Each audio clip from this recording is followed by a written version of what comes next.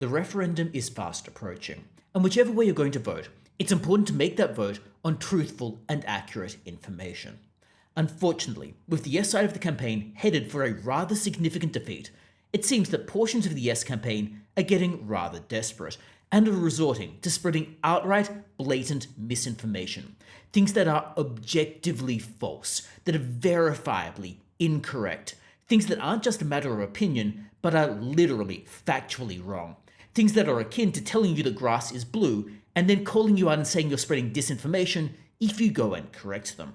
I've already covered some of the blatant misinformation from the yes side of the campaign in prior videos. However, the latest one to come up is a supposed fact sheet that details what the Voice would do and how the members of the Voice are supposedly to be chosen. The problem with this fact sheet is it isn't actually factual. As far as I can tell, it was originated via a Twitter and Instagram account called the Uluru Statement. The Twitter account has about 30,000 followers. The Instagram account has about 70,000 followers. It has a decent amount of traction. So when they're putting out this fact sheet, it could easily pick up steam, and we've seen it spread by other people as well. And this is a major problem, because all the while the yes side of the campaign is saying the no camp is spreading misinformation, the yes camp itself is spreading disinformation. Outright, blatantly, objectively false information is coming from the yes side of the campaign, which is pretty troubling given how close we are to the referendum. So let's go through these 6 facts in inverted commas and see why they are all incorrect.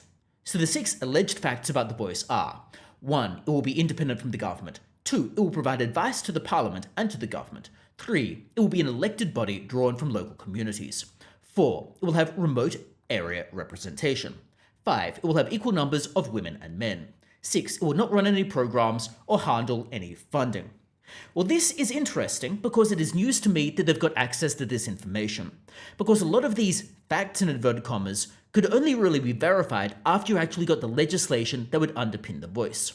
The reason for this, if you look at the amendment text in the referendum, it basically says under section 129 subsection 2 that the Voice is empowered to make representations to the Parliament and to the executive government.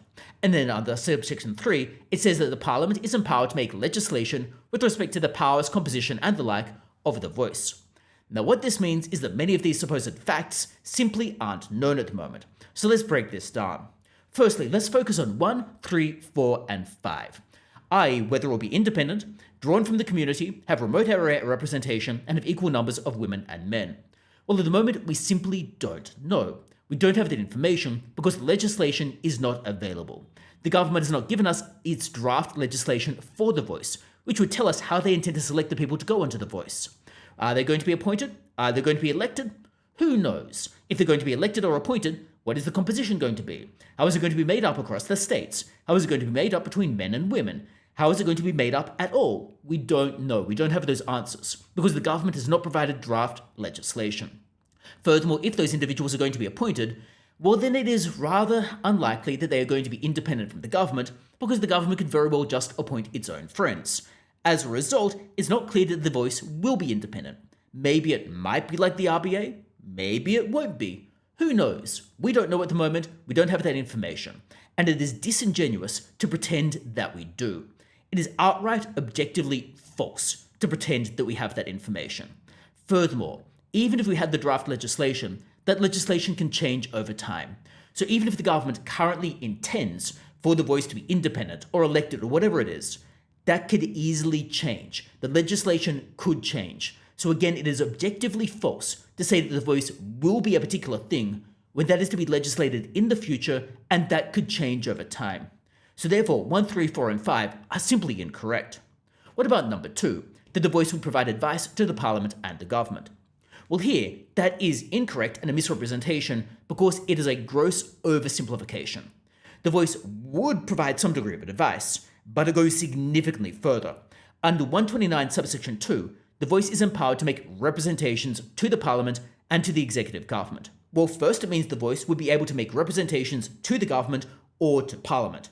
Now that sounds innocuous enough, however, it has some issues, because if, for example, the government deviates from what the Voice wants, then the Voice could allege that they didn't consider their representations, and then under standard principles of administrative law, they could sue, alleging the government did not listen to them. And this could be a frivolous lawsuit, but it is still costly, time-consuming, and it is still a major pain to the bureaucrats involved, which could therefore coerce the bureaucrats into doing what the voice wants. Not only that, no other party has that constitutionally enshrined right to make representations. Secondly, that right to make representations also entails a right to be consulted on various things, because a right to make representations involves a practical ability to be able to make those representations. No other entity has those consultation rights, implicit as they are in subsection 2. No other entity needs to be consulted. The government is not compelled to go and consult anyone else. What this means is the voice now has more representation rights, more consultation rights than any other organization. Therefore, a small group of people have significantly more power than any other Australian citizen. This therefore makes the voice ultimately discriminatory, which is a major problem, and people have recognized this, which is part of the reason the voice is ultimately tanking in the polls. Now, to be clear here, the voice is not in any way comparable to independent third-party lobby groups. If it's a private sector lobby group, they need to raise their own funding, get their own individuals, and even then, they don't necessarily have access to the government. They don't have any right to go and access the government, they simply can try to do so. The voice, by contrast, would have a right to be able to access the government and to be consulted. Third-party independent lobby groups do not have that right, and that means the government is only compelled to listen to one side of the opinion, only compelled to listen to one side of a case. It's like a court only being compelled to fund and listen to one side of a court case. So let's think about it this way. So you've got a Western Australian cultural heritage law. If the voice wants to reenact that cultural heritage law at federal level, well then the voice needs to be consulted and listened to, but the farmers don't need to be consulted and listened to. That obviously is going to create bad decision making, and it will create an unlevel playing field. Not only that, myriad issues have many sides to them. Just look at the whole voice referendum. If you were to just consult the voice on whether a voice would get up, well then clearly the voice is going to say yes. But other people might disagree, as shown by the polling. So therefore, their supposed fact number 2 is a gross simplification and is simply therefore inaccurate. What about fact number 6, that the voice would not run any programs or handle any funding? And again, here there are two underlying issues. Firstly, it is a gross simplification, because clearly the voice is going to receive funding from the government. Otherwise, how is the voice going to run? There's clearly going to be money. Therefore, they are clearly going to in some way handle that money. Now, they might be trying to say that perhaps they're not actually handling the funding. Rather, the funding is being handled by the government, and they're just being paid.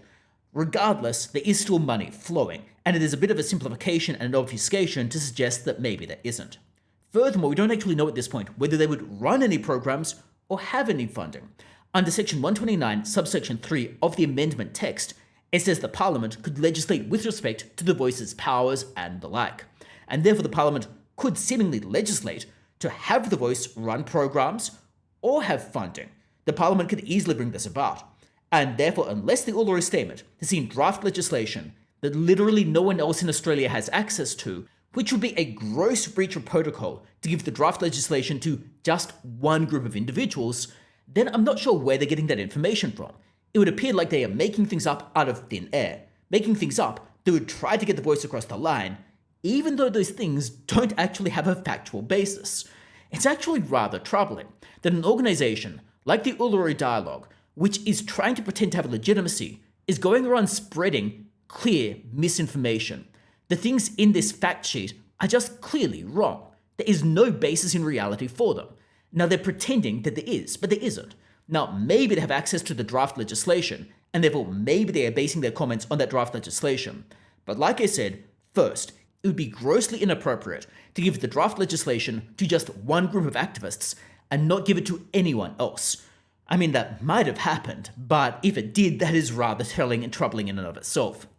And then second, even if they did have that draft legislation, legislation can change over time. Therefore, it is a gross simplification and just outright wrong to pretend that the voice will always have a particular characteristic when that could easily be amended by legislation over time.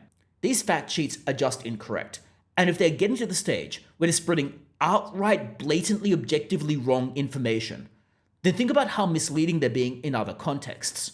And this then leads me to think, do we really want people who are going around spreading such misleading information and doing so blatantly to actually get more power by having the voice get off the ground? To my mind, this is yet more damning evidence against the voice, and yet another reason to vote no at the referendum. but do let me know your thoughts about these 6 supposed facts in the comments below. I'd be interested to hear what you think about them as well.